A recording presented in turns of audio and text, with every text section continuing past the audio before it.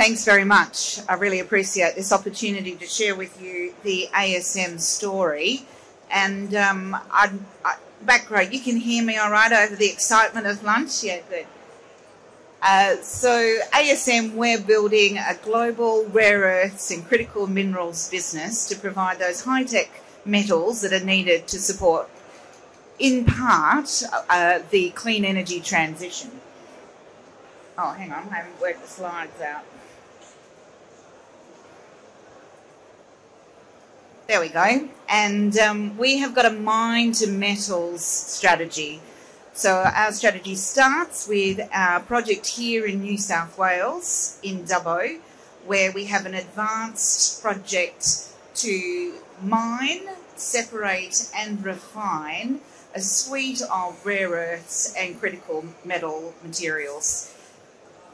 Customers can either take that product directly as oxide into their own supply chain, or, given that that supply chain really doesn't exist outside China at the moment, we're also offering the provision of a metallisation service.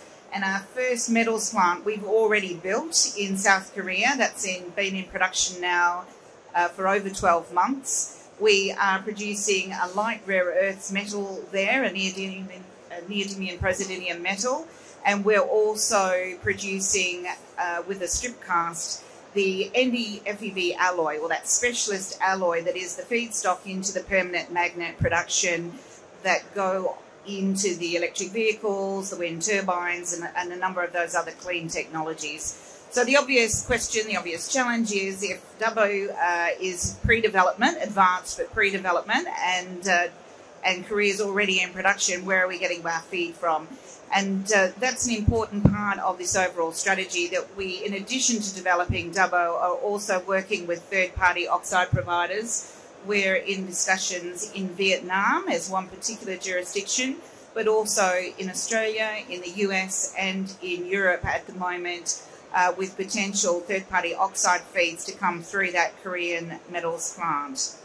That will enable us to have production prior to Dubbo coming online, which is anticipated in 2027, but also provides us with materials for growth and allows us to consider both expansion of the Korean facility, but also replicating that metals plant in other jurisdictions as our business grows. We have a very strong board and management team led by Mr. Ian Gandel, who's here with us today. We have a strong balance sheet with over $50 million cash. And what I really wanted to focus on as I'm talking is what we are doing in our two projects. We're very proud of our Korean metals facility. You can see here, it's not a pilot facility. I get asked that quite often. Have you built a pilot plant? No, we've built a commercial plant in Korea.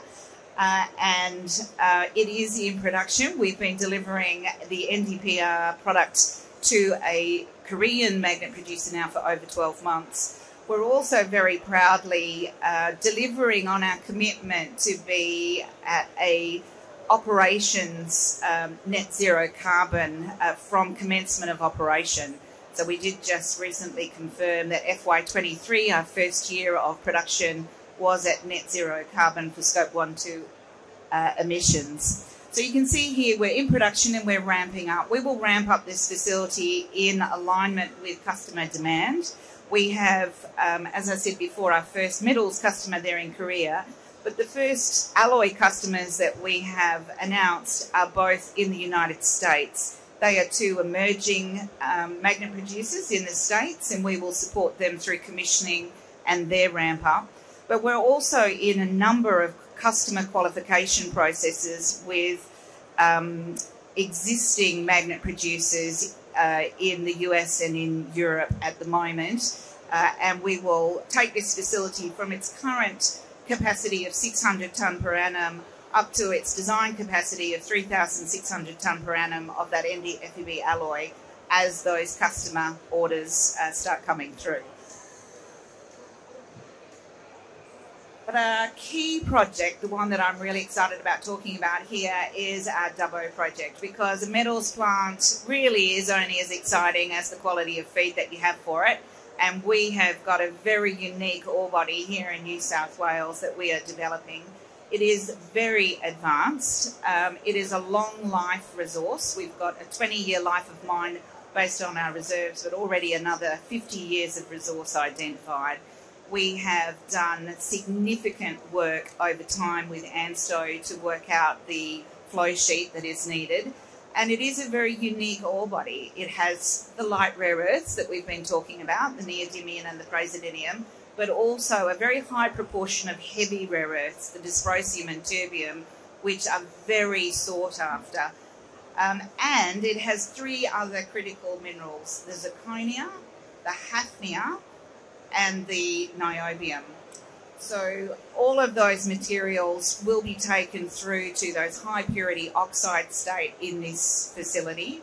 We have got all our environmental approvals already delivered for this project. So we really are genuinely construction ready. We just need the off-takers and funding. So that's what we're focused on at the moment. We're talking to off-take parties at the moment across multiple jurisdictions. We've been talking in Korea for some time, but in the last 12 months, we've really broadened that search and engaged in the United States and in Europe as well as Japan.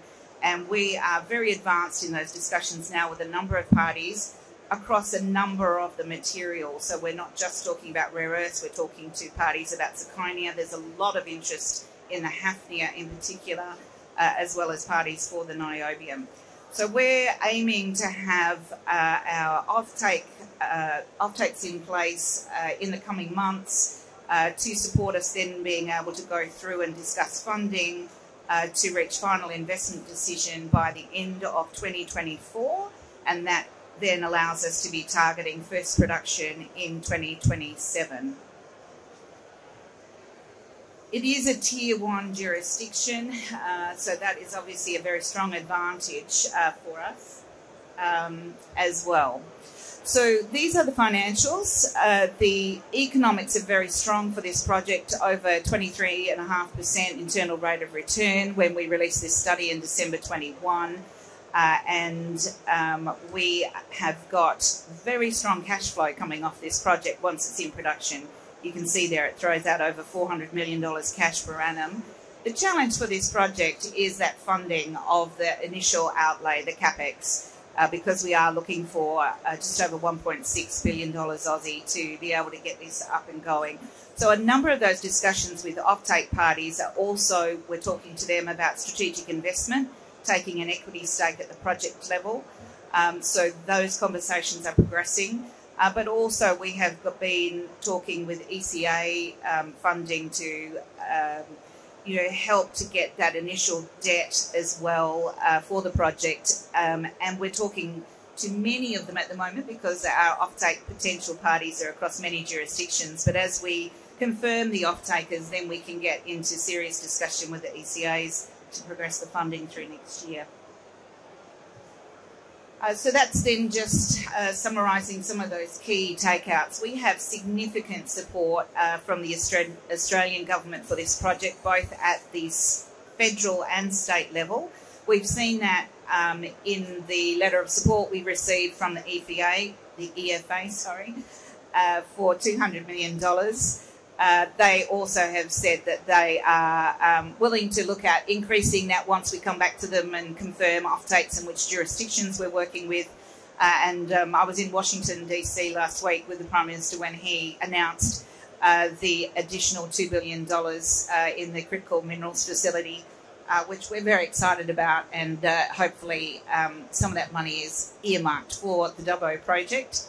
But we've also seen some of the early grants really facilitating early works, both from the New South Wales government and the federal government. We've had $17 million of grants in the last 6 months, and that certainly helped us to keep momentum in the activity of the project. So as I've said before, we're aiming to move forward with our offtake and funding discussions, final investment decision at the end of 2024, first production in 27. We do have a very comprehensive approach to ESG. My previous role was as Chief Sustainability Officer for South 32, so clearly it's a passion of mine, but it's actually one of the reasons why I was attracted to this business in the first place. because some of this work has been well established now for many years in ASM. We did a Sustainalytics public assessment just recently, and it rated us in the top quartile for diversified metals, which we were very proud of.